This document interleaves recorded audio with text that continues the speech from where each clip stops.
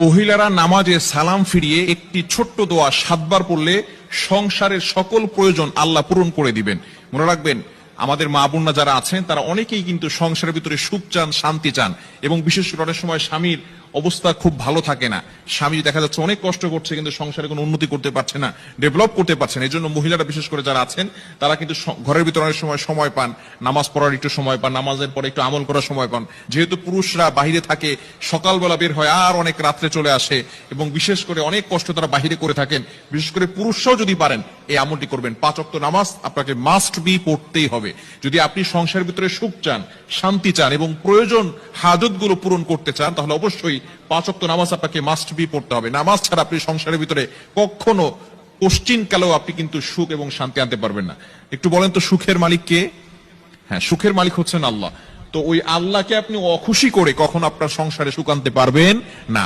একমাত্র কাজ হচ্ছে নামাজ পড়া। নামাজ 5 ওয়াক্ত নামাজের পরেই এই ছোট্ট দোয়াটি পড়তে হবে। দোয়াটি হচ্ছে ইয়া কাদিয়াল হাজাত, ইয়া কাদিয়াল হাজাত। আপনি নামাজে সালাম ফিরানোর পরে 5 ওয়াক্ত নামাজ আপনাকে পড়তে হবে। নামাজের পরে সালাম ফিরানোর পরেই আপনি আল্লাহু আকবার পড়বেন একবার, আস্তাগফিরুল্লাহ 3 বার, এরপরে আপনি পড়বেন ইয়া কাদিয়াল হাজাত, ইয়া কাদিয়াল হাজাত।